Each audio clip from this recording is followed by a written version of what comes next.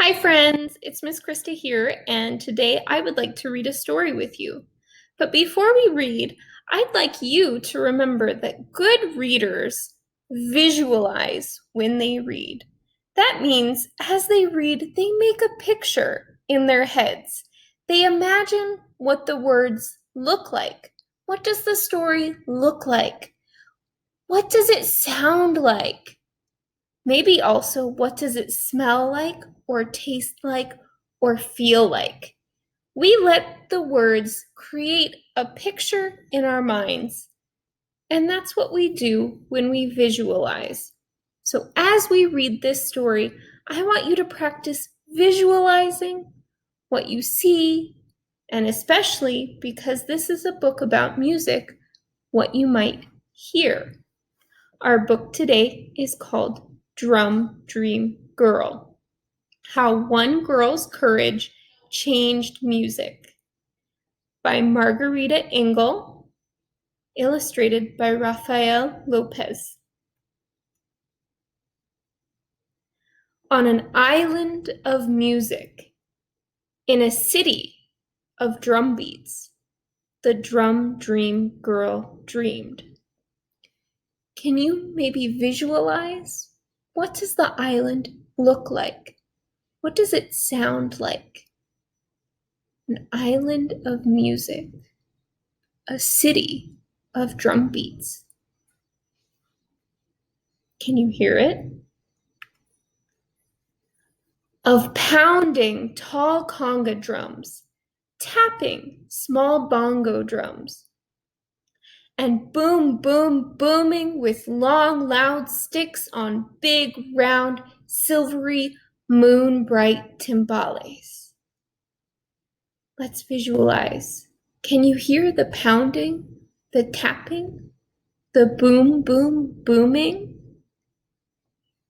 Can you see the drums? But everyone on the island of music, in the city of drum beats, believed that only boys should play drums.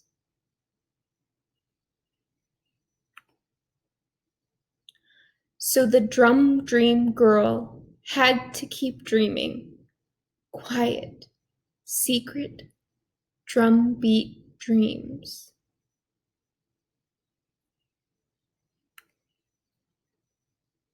At outdoor cafes that looked like gardens, she heard drums played by men. But when she closed her eyes, she could also hear her own imaginary music. Can you visualize the gardens and the cafes? Can you hear the sound of the drums played by men? What about her own imaginary music? When she walked under wind-wavy palm trees in a flower-bright park, she heard the whir of parrot wings, the clack of woodpecker beaks, the dancing tap of her own footsteps, and the comforting pat of her own heartbeat. What did you visualize there? What did you see? What did you hear?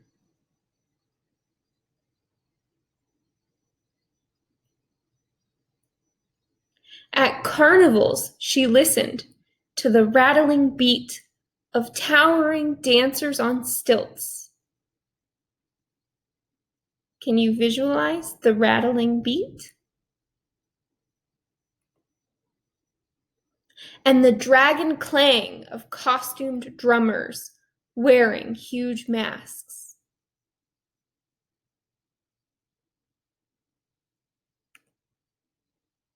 At home, her fingertips rolled out their own dreamy drum rhythm on tables and chairs.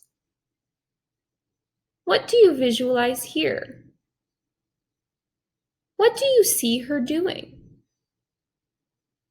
What do you hear her doing? Can you hear the beat she does with her fingertips?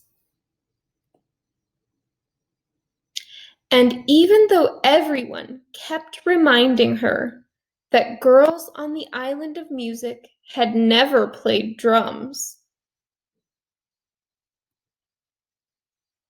the brave dream girl dared to play tall conga drums, small bongo drums, and big round silvery moon-bright timbales.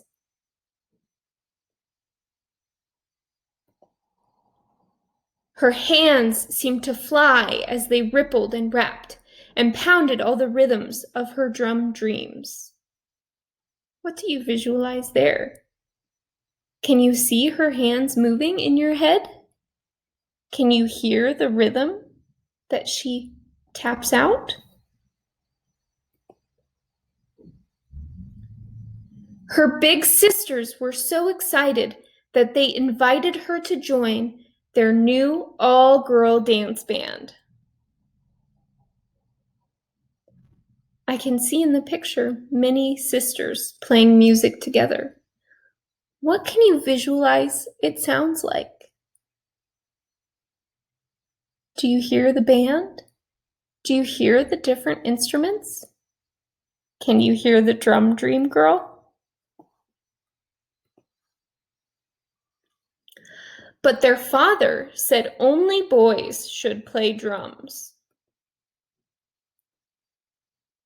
So the drum dream girl had to keep dreaming and drumming alone.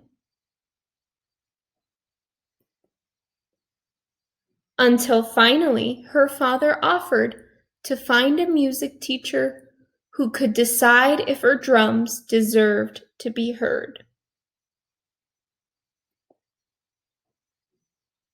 The drum dream girl's teacher was amazed. The girl knew so much, but he taught her more and more and more. And she practiced and practiced and she practiced. Can you visualize the teacher and the drum dream girl playing together?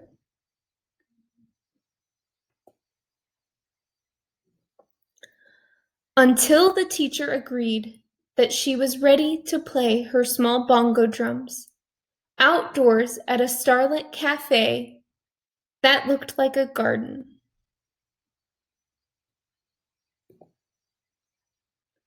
Where everyone who heard her dream-bright music sang and danced and decided that girls should always be allowed to play drums.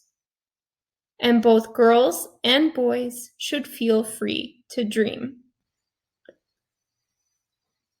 What do you visualize here?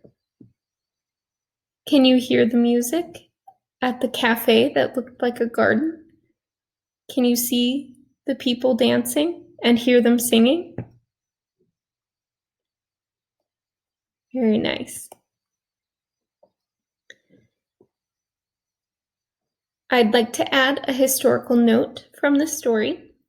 This poem was inspired by the childhood of a Chinese African Cuban girl who broke Cuba's traditional taboo against female drummers. That means that in Cuba, just like in the story, girls weren't allowed to play drums. People didn't want to hear girls play drums. In 1932, at the age of 10, Mio Castro Zaldariaga performed with her older sisters as Anacoana, Cuba's first all-girl dance band. Mio became a world-famous musician, playing alongside all the American jazz greats of the era. At age 15, she played her bongo drums at a New York birthday celebration for U.S. President Franklin Delano Roosevelt, where she was enthusiastically cheered by First Lady Eleanor Roosevelt. There are now many female drummers in Cuba. Thanks to Mio's courage, becoming a drummer is no longer an unattainable dream for girls on the island. That means that it's no longer impossible for a girl to be a drummer in Cuba. Well, I think that was a great story.